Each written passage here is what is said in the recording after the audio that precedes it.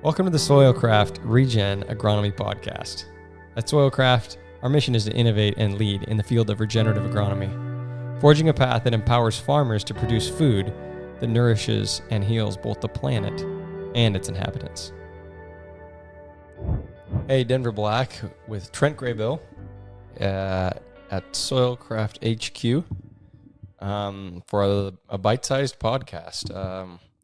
What are we going to talk about today? Well, it's summer, still in the heat of summer, but really we're almost to what they call the dog days of summer. And we're heading into the fall, so we're thinking about the fall here. And so as we think about that, what are we doing? We're talking about fall management practices. I mean, most of our crops have been harvested, other than hops are basically finishing up, grapes are finishing up, cherries are off, apples are, of course, will be starting here soon, but going into the fall. Our mint is done or about done. Potatoes are about to come off, but so most of our crops are either harvested or coasting. We're trying not to coast. We're finishing strong. We're either putting on our last beneficial biology applications, or we're putting on things like essential oils and other stimulants to to increase beneficial biology and decrease disease. But I mean, what do you do in the fall? Do you think how do you think of the fall?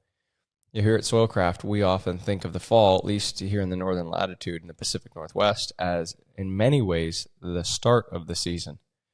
I know in many of my perennial crops, especially, I saw it as the start of the season because, it can be tough. We can think, okay, we're done. We've had harvest. But really, in truth, we want to be doing everything we can to prepare for that next crop, to really bolster and build that next crop. And so what are some of the practices that we're doing? I know you were talking to me the other day about blueberries, which is a perennial fruit crop that's been harvested. What thoughts do you have when you think of the fall? What's going on at Soilcraft? Well,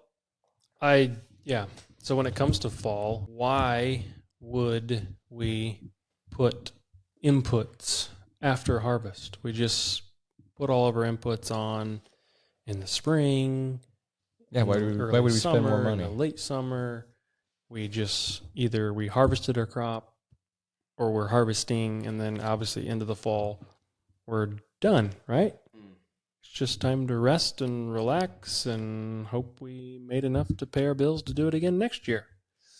That's just kind of the thought process, because we're tired. We expended a lot of energy.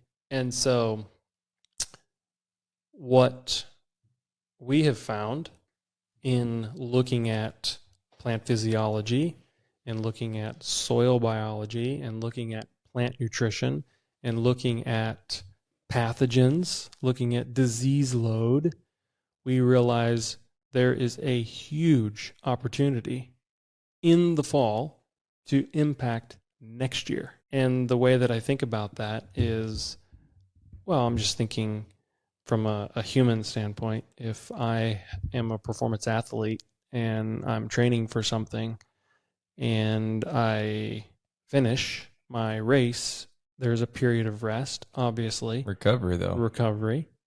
But then we have to recover. How do you recover? How does an athlete recover? Yeah. Does he just quit and sit and go home and sleep?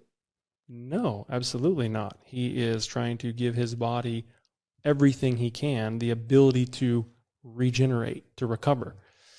And so there's a lot that goes into that.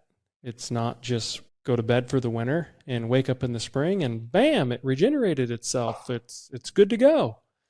And so we have found that going into the fall, obviously it's a little different on perennial crops versus annual crops, but the soil is not necessarily annual.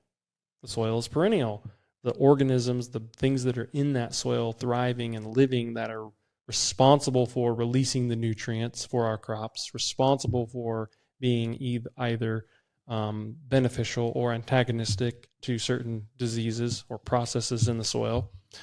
A lot of those, whether they are completely dormant or partially dormant. Some things are still active even in the wintertime, depending on how cold it is, how much the soil's frozen, or how deep you go. And so one of the biggest things that we think about going into the fall, particularly, let's say, in an annual crop or in a row crop scenario where we have a bare field, and or hopefully there's something in that field from a cover crop standpoint to provide some level of soil cover structure. We think about crop residue digestion, because if you have any level of residue out there in this, produced this season, it's laying there in the fall, that's great. It's a cover. It can potentially be a home, but if it doesn't break down and be somewhat, like the simple term would be composted or digested back into what it took to produce that, then it's not necessarily going to provide a huge value, or as I shouldn't say that. It's not going to provide as much of a value to next year's crop.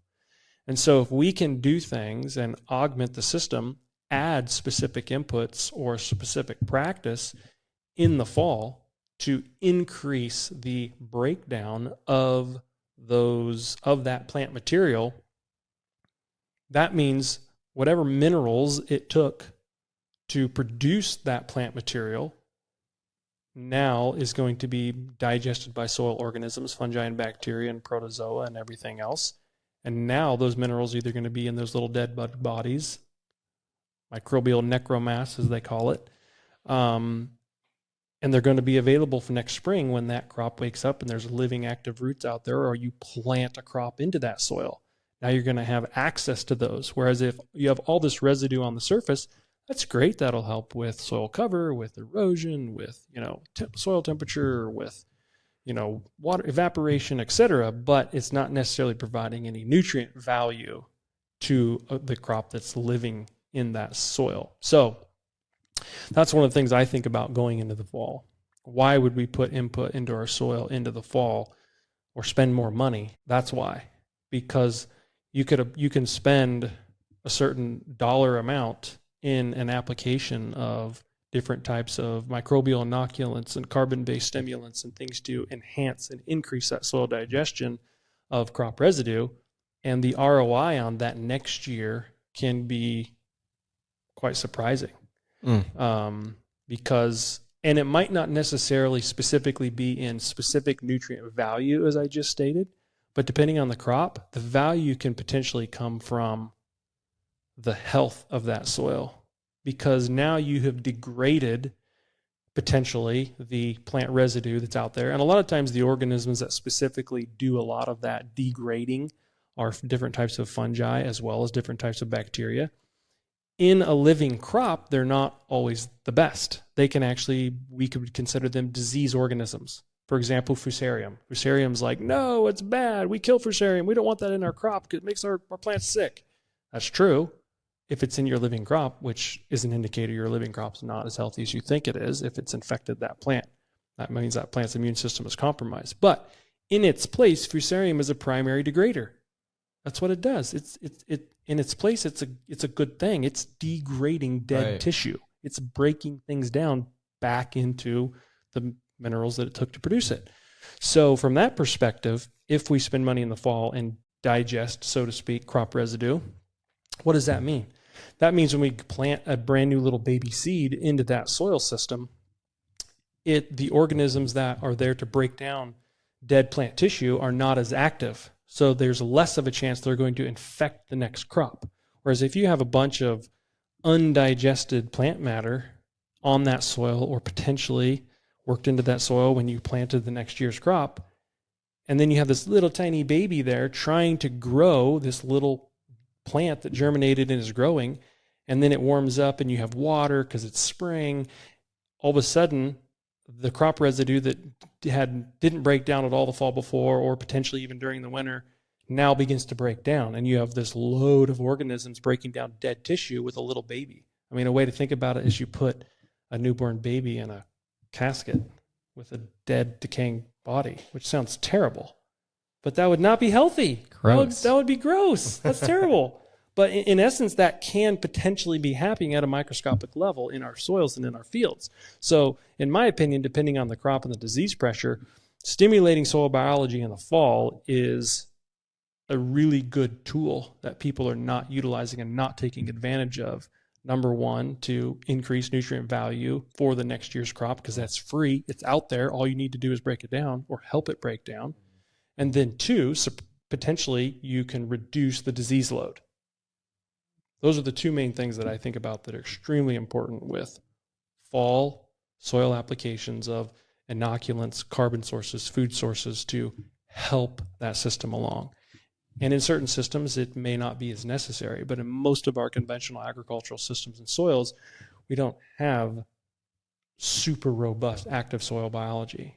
Some growers do because of their practices. Some guys have amazing crop digestion, but most people don't because they're unaware of what's actually going on and they haven't been treating their soil in the way that feeds and stimulates and keeps those organisms alive.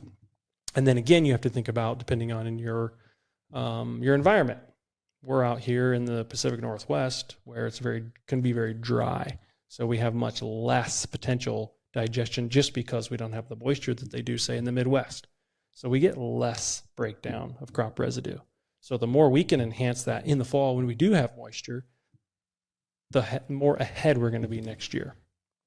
Does that make sense? Yeah, that's exactly. That was kind of a long answer. Sorry. No, that's exactly it. That is the answer.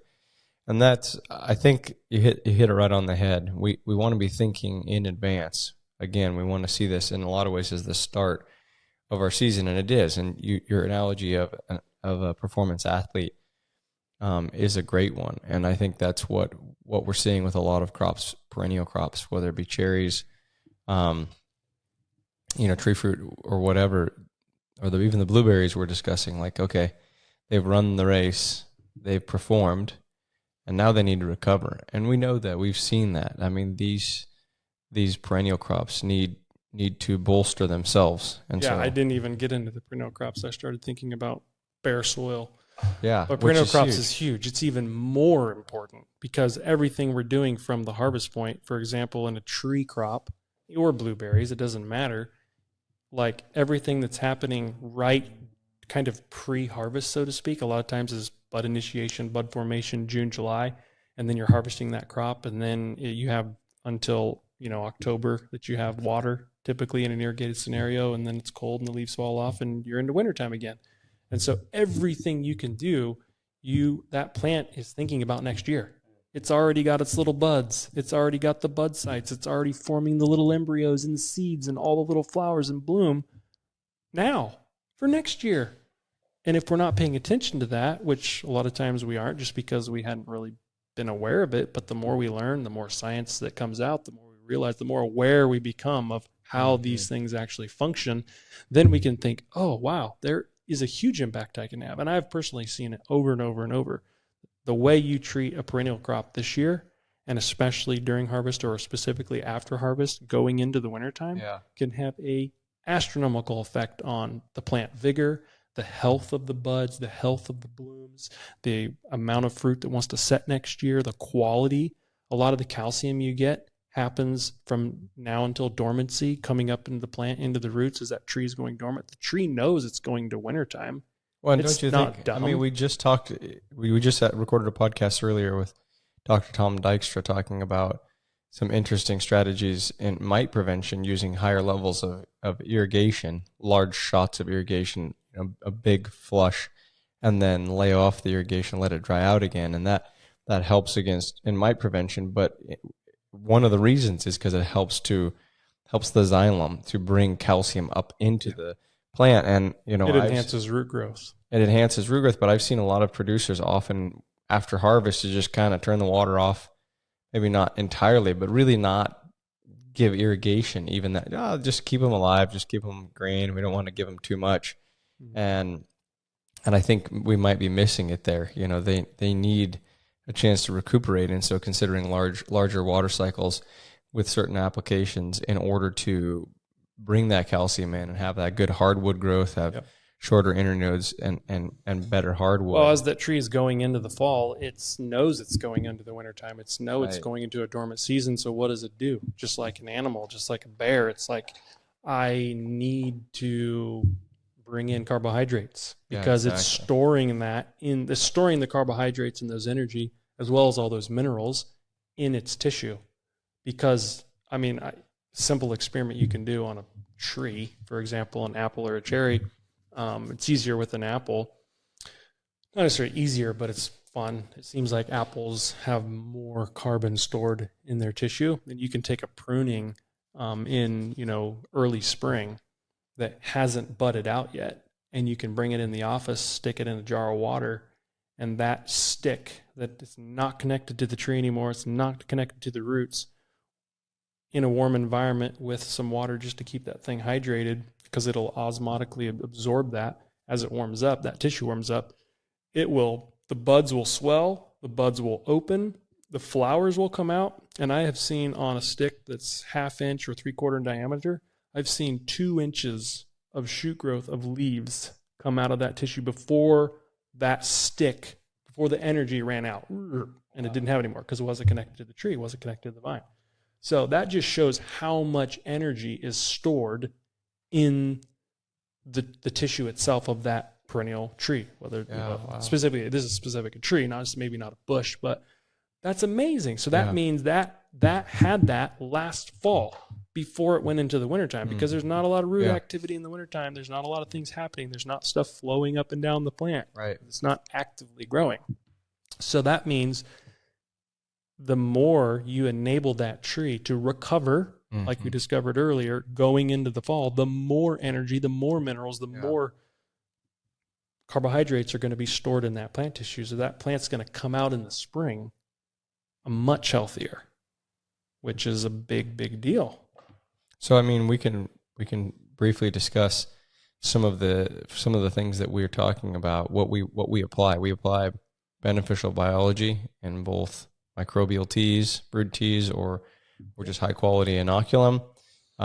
We really like to put on an exogenous, microbial food source. It's going to be your soluble carbon. It's going to be things like amino acids, carbohydrates, lipids, sugars, and then macros. We want to look at some of those macronutrients, some things like calcium and phosphorus, and boron, to really initiate and drive the uptake of those nutrients and minerals into the plant, to drive recovery and to increase root tip growth.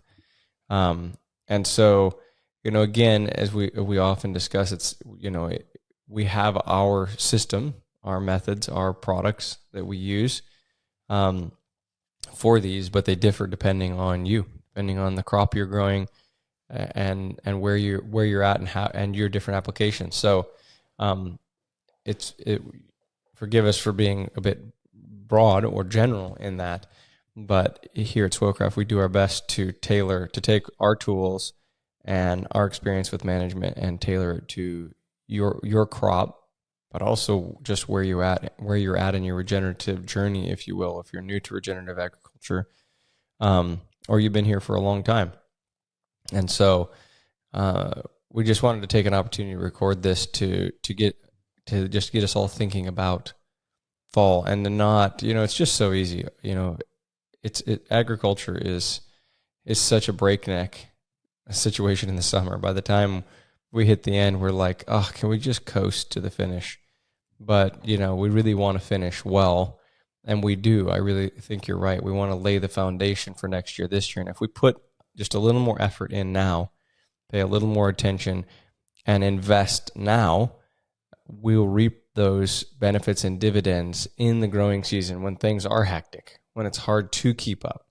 And the truth of it is, we're investing and building a bank account, a reserve kind of, if you will, so that it's not so demanding, and we're not trying to meet those demands in the growing season. So we have dry mineral and carbon supplements, or not supplements, but products that we can apply, dry spread in the fall, as well as liquid exogenous food sources. So really encourage you, please give us a call, reach out, inquire more about what that looks like, and we'd really like to do our best to talk and help you to build a better foundation now for next year, so that when we get into the next growing season, we've done all we can, and we've got a firm foundation to stand on. Yep. And one of the things I guess that I would like to mention, one of the main important reasons that these thinking about things in the fall, specifically from a soil health standpoint, really comes back to microbiology. Because you can put minerals on in the fall, and that's great. That's awesome. But ultimately, a lot of the reason that we're paying attention to is trying to stimulate the living side of the soil in the fall is because they're ultimately what's responsible for a lot of our mineral availability, our nutrient availability, our mineralization, the crop residue breakdown, and or storing nutrients for next year. Yeah. And so it really comes back to the organisms. That's ultimately, yes, we put down minerals. Yes, we put down, calcium and phosphorus and, compost and things like that. But even when it comes to compost, it's like, depending on the compost source, if the soil is not active or that compost is not super active from a microbial standpoint, the nutrients tied up within that compost or the carbon and the lignin and cellulose that's within that compost source can just be inert and just sit there and oxidize and not actually break down and become available. So we want to make sure that we're stimulating the living portion of the soil, because those little guys, that's our workforce. They're the ones that are responsible for releasing nutrients and breaking things down, capturing, holding on to things like nitrogen we're not allowing it to leach or volatilize, and as well as the whole pathogen part that I talked about earlier. So that's ultimately one of the biggest reasons that we focus on this, is those living portion, because they are so important when it comes to the soil health. And another aspect that we think about too is just the actual movement of carbohydrates up into plants and helping them be more winter hardy. That's a whole nother topic that these organisms are responsible for, and minerals are responsible for. Exactly. Yeah. They'll raise the temperature. Their little bug bodies do that. It's incredible. And so that can also affect potentially next year when your soil warms up. If you have an active system with a lot of healthy little guys and you put food out there for them, next spring your soils could potentially warm up sooner. Yeah. So that you can get a head start. So anyways. No, that's good. That's 100% it is. We're building living soils, right? And that's what we're talking about, living soils with those microorganisms. And, the truth of it is too, as we wind down into the fall, our growing degree days are going down. Our sun angle is dropping. Our day length is shortening. Our exudate production is dropping in those crops, or even in bare soils, not present at all, just decaying residue, and a lot of those very lignified.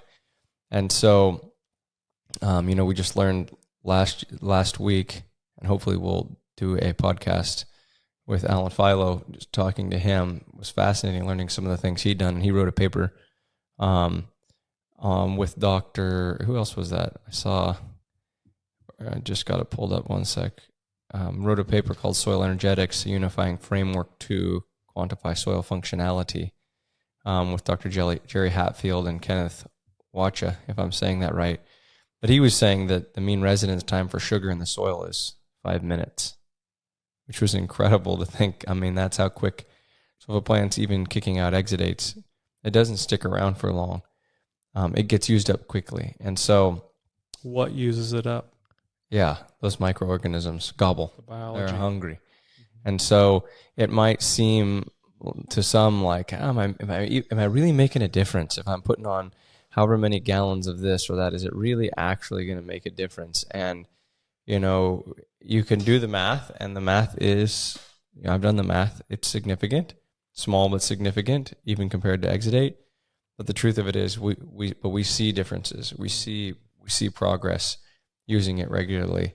And this is a big one, because if exudates are falling, if there are more residues that we want to break down that are lignified, that all takes energy. And so energy is extremely important, and to give that soil, those microbes, a boost in energy, to really infuse some energy into the system at the last time we finally can before we go in, like you're saying, can increase winter hardiness, can increase regreen and the plant charging out in the spring, reduce disease. If you're dealing with a crop where you're putting on any fall applied nitrogen, can tie it up in pseudo. Those little bugs will eat nitrogen and carbon, and they make amino acids. They make proteins, and so then which are stable. It's present but not available. It's not water soluble. It's available but not water soluble. And so, we just continue to see improvement from these practices. So, and one of the things that I think to that's so important. Well, it shows the importance of a cover crop going into the fall, especially in a row crop scenario in an annual crop system where you have, rather than having bare soil. And I know it's tough depending on the cropping system, cropping cycle, and crop rotation. It can be hard if you don't have enough time to get something in after you harvested a crop in the fall. But even if you get something in and it barely germinates and you have a little tiny plant before it freezes and dies, that little plant germinated. And what did we learn from Dr. Christine Jones about how many million or billion organisms are in a little seed? When that thing germinates, boom, it flushes out organisms. But then it's produced, even if it's slowly germinated and has a tiny bit of growth, that's still harvested a little bit of solar energy potentially and put out root exudates and fed and stimulated soil biology. And if you would calculate out the total biomass of exudates and carbohydrates that cover crop produced across an acre, that's worth a lot, even if it didn't grow very much. And so, it's super important to keep these guys alive, because ultimately the more science uncovers what these organisms are doing from a microbial standpoint, bacterial and fungal, they're responsible for so many things. Yeah, a living root, even if that plant doesn't seem so active, that living root helps to provide a home, something they can live on and in. Anyways, that's just some of the things we think about when we say fall here at Soilcraft. So again, please reach out, give us a call, and shoot us some questions. Let us know what you think. What are you doing in the fall? What applications are you doing? Please leave comments below on some of the things that you're doing, some of the practices, even if they're tillage practices or cover crop practices or irrigation practices in the fall. Please share with us. We'd love to hear your thoughts, and we'd love for you to share, because that's how we're all growing and learning, is from each other. So thanks very much, and we'll see you again. Thanks so much for joining us as we expand our paradigms and explore what's possible in the realm of regen agronomy. If you would like to contact us or learn more about what we do, please visit our website at www.soilcraft.com, as well as our YouTube channel. If you have topics you would like us to unpack or stories, please connect with us so that we can share them with others.